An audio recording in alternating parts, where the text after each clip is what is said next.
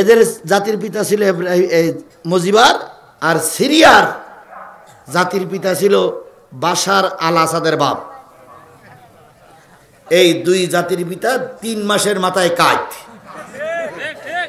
ওকা জাতির পিতাও কাজ, এ জাতির পিতাও কাজ। সেদিন আমি কক্সবাজার সফর করেছি, কুমিল্লা সফর করেছি, চট্টগ্রাম সফর করেছি। আসার সময় ঢাকা প্রতিটা মনে মনে দেখলাম জাতির পিতা ইব্রাহিম, শেখ মুজিব ঘোড়ার ডিম। জাতির পিতা ইব্রাহিম, এ স্লোগানকে আপনার আমার সবাই তাহলে স্পষ্ট করে বলুন, জাতির পিতা ইব্রাহিম। আরো জোরে বলেন, জাতির পিতা ইব্রাহিম। আরো জোরে, জাতির পিতা ইব্রাহিম। বাস, এই স্লোগান বাস্তবায়ন করতে গেলে আগামীতে টার্গেট নিতে হবে, এই ঘোড়ার ডিমের দলের লোক যেন আর প্রতিষ্ঠিত হতে না পারে। বসে থাকলে কি কাজ হবে?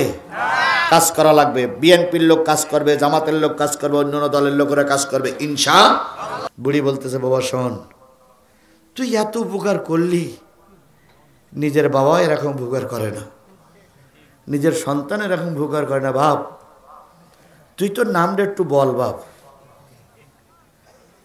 ওই যুবক বলতেছে, তোমার সঙ্গে কি সত্য ছিল? নাম পরিচয় জিজ্ঞেস করতে পারবে না। কছে এটা ছিল, এটা আমি স্বীকার করি, কিন্তু আমি তোর নাম পরিচয়টা এই জন্য দিতে বলছি যে যখন তুই বিপদে পড়বি তুই আমারে ডাকবে, আমি তোর উপকার করব। আর আমি যখন বিপদে পড়ব তোর নাম ধরে ডাকবো, কিয়ামতের দিন তুই আমার উপকার করবি। তখন যুবক বলতেছে, বুড়ি যে পর্যন্ত আসো ওই পর্যন্তই থাকো, এর বেশি আর পরিচয় জিজ্ঞেস করি না। জিজ্ঞেস করলে যদি আমার নাম পরিচয় বলি তো তোমার পায়ে যে জুতো আছে এই জুতো তুমি আমার মুখে ফেলাই মারবা। বুড়ি বলতেছে, আস্তাগফিরুল্লাহ, তুই এত ভালো কাজ করলি আর আমি তোর জুতো ফেলে মারবো, ভাবলি কি করে?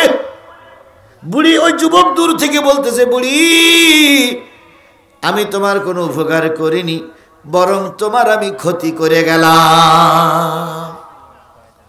বুড়ি বলতেছে, কি এমন কি করে ক্ষতি করলি? তুই তো সব ভালো কাজ করেছিস, সুতরাং তোর নাম পরিচয়টা বল, আমি কথা দিচ্ছি আমি তোর কোনো ক্ষতি করব না। যুবক তখন দাঁড়িয়ে বলতেছে, বুড়ি তুমি কি ইবলিস শয়তানের নাম শুনেছ? বুড়ি তখন রেগে মেগে বলছে, তার সঙ্গে তোর কি সম্পর্ক? তার সঙ্গে তোর কি? তুই তো ভালো কাজ করিস। যুবক তখন দূর থেকে বলতেছে, বুড়ি আমি সেই ইবলিস শয়তান।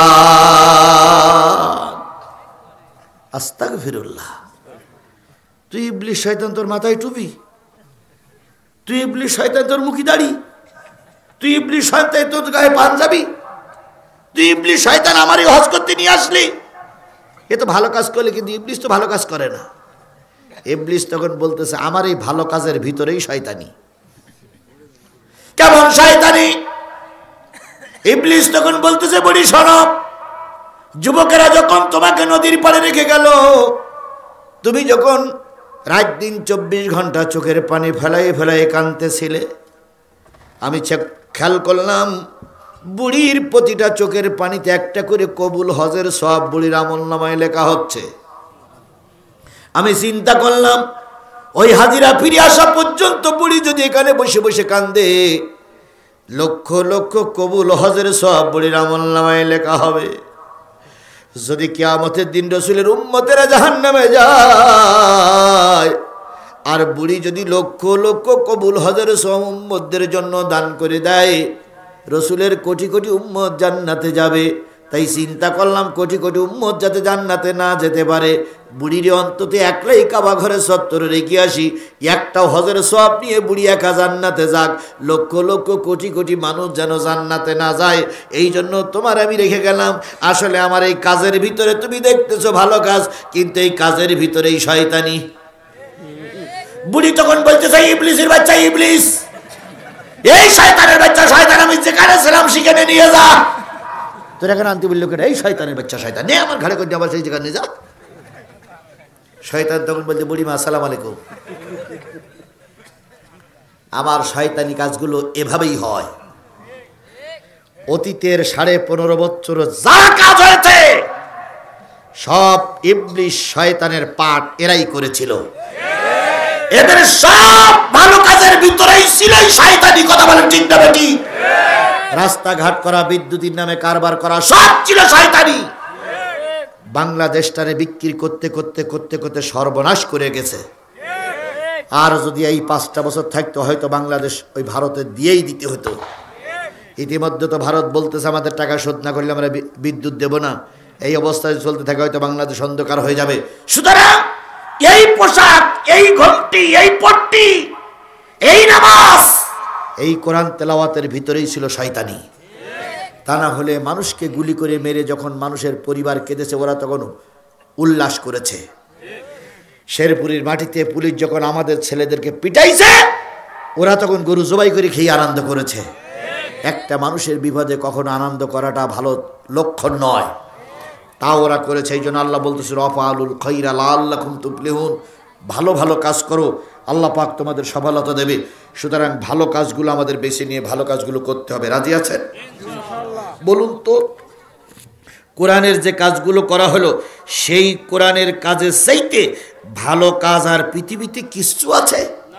তাহলে কোরআনে যেটা বললো সেটা আমরা করবো ইনশাল্লাহ। দ্বিতীয় আয়াতের একটু ছোট্ট কথা বলে আমি আপনাদের কথা, এতক্ষণ ওয়াজ হইল, এবার আপনাদের শিক্ষণীয় কথা। আল্লাহ বলতেছে ওয়াজাহিদু ফিল্লাহি হাক্কা জিহাদি হুয়াস্তাবাকুম ওমা জাআলা আলাইকুম ফিদ্দীনি মিন হারাস। এতক্ষণ যারা ওয়াজ শুনলে তাদের 2 নম্বর আয়াতের শিক্ষা হলো যতদিন পর্যন্ত এই কোরআনের বিধান সমাজে চালু না হয় ততদিন পর্যন্ত জিহাদ ফি সাবিলিল্লাহর কাজ করা লাগবে। জিহাদ ফি সাবিলিল্লাহ মানে কিন্তু মারামারি না। জিহাদ ফি সাবিলিল্লাহর মানে কিন্তু রক্ত কাটাকাটি না। জিহাদ ফি সাবিলিল্লাহর মানে হলো চেষ্টা করা। আমরা এখন এই বিএনপি জামাতের অক্লান্ত চেষ্টার বিনিময়ে ইসলাম পৌঁছানোর দ্বার প্রান্ত, ইসলাম প্রতিষ্ঠা হওয়ার দ্বার প্রান্ত পৌঁছাইছি। কিন্তু এখন আমার দেশে কি ইসলাম প্রতিষ্ঠিত হয়েছে? জোরে বলেন, প্রতিষ্ঠিত হয়েছে? এখন এই সুযোগটা আমাদের কাজে লাগাইতে হবে। এইভাবে উঠে যাচ্ছেন কেন? আমি তো শেষ করবো, এক্ষুনি শেষ করবো, এক্ষুনি মোনাজাত হবে। এই সুযোগটা আমাদের কি করতে হবে? কাজে লাগাতে হবে। কাজে লাগাতে গেলে কোরআনের সরকার, কোরআনের দেশ তৈরি করার জন্য আমাদের যার যা আছে তাই নিয়ে কাজ করতে হবে। এর নাম জিহাদ। আমি ওয়াজ করতেছি, এটা ওয়াজের ময়দানে জিহাদ। একজন লিখতেছে, এটা লিখুনির মাধ্যমে জিহাদ। একজন খবর পড়তেছে, এটা খবরের মাধ্যমে জিহাদ। ভাই মসজিদ ইমাম সাহেব উনি খুতবা পড়তেছে, ওই মেম্বারের পরে দাঁড়িয়ে উনি জিহাদ করবেন। মানে যে যেখানে আছে সে সেখানে দাঁড়িয়ে চেষ্টা করবে। আপনি 5 জন লোক নিয়ে ধান কাটতেছেন, ওর ভিতরে কোরআন হাদিস জানেন, এই কোরআন হাদিসগুলো ওদের কাছে প্রচার করা আপনার একটা জিহাদ। আপনি রিক্সা চালান, রিক্সায় 2 জন প্যাসেঞ্জার বসেছে, ওই প্যাসেঞ্জারকে দিনের দাওয়াত করাটা আপনার পক্ষ থেকে জিহাদ। এই জিহাদ আপনাকে করতে হবে কতদিন? যতদিন পর্যন্ত এই দেশে দিন কায়েম না হয়। এবার আল্লাহ রাব্বুল আলামিন বললেন মিল্লাত আবিকুম ইব্রাহিম। ও বাংলার মুসলমানেরা, ও গোটা বিশ্বের মুসলমানেরা, তোমাদের পিতা ইব্রাহিমের পরে তোমরা প্রতিষ্ঠিত থাকো, কারণ তিনি তোমাদের নাম রেখেছে মুসলমান। তাহলে আমাদের মুসলিম মিল্লাতের পিতার নাম কি? স্পষ্ট করে বলুন, কোনো জড়তা থাকবে না। বাবার নাম ধরতে পারে, স্পষ্ট অস্পষ্ট হবে কেন? আপনার আমার জাতির পিতার নাম কি? সবাই মিলে বলুন, জাতির পিতার নাম কি? বিএনপির জাতির পিতার নাম কি? জামাত ইসলামের জাতির পিতার নাম কি? হেফাজত ইসলামের জাতির পিতার নাম কি? তাবলীগ জামাতের জাতির পিতার নাম কি? শুধুমাত্র, কেবলমাত্র, একমাত্র আওয়ামী লীগের জাতির পিতা হলো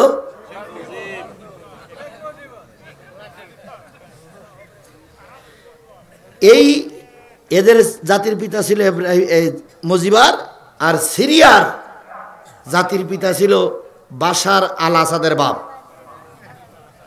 এই 2 জাতির পিতা 3 মাসের মাথায় কাজ। ওগা জাতির পিতাও কাজ, এ জাতির পিতাও কাজ। সেদিন আমি কক্সবাজার সফর করেছি, কুমিল্লা সফর করেছি, চট্টগ্রাম সফর করেছি। আসার সময় ঢাকা প্রতিটা মনে মনে দেখলাম জাতির পিতা ইব্রাহিম, শেখ মুজিব ঘোড়ার ডিম। জাতির পিতা ইব্রাহিম, এ স্লোগানকে আপনার আমার সবাই তাহলে স্পষ্ট করে বলুন, জাতির পিতা ইব্রাহিম। আরো জোরে বলেন, জাতির পিতা ইব্রাহিম।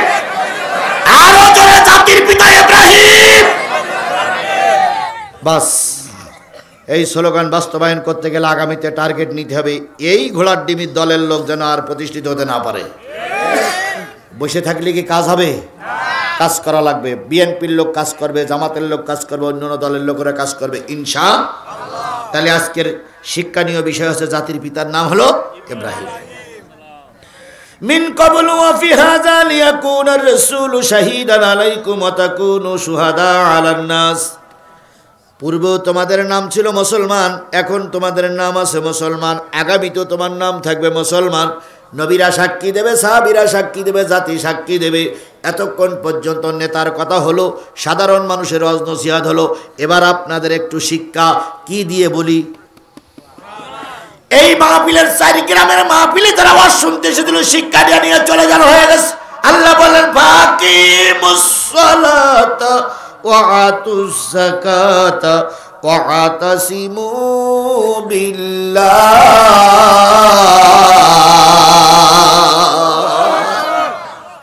এতক্ষণ যারা ওয়াজ শুনলেন 2 ঘন্টা, কয় ঘন্টা?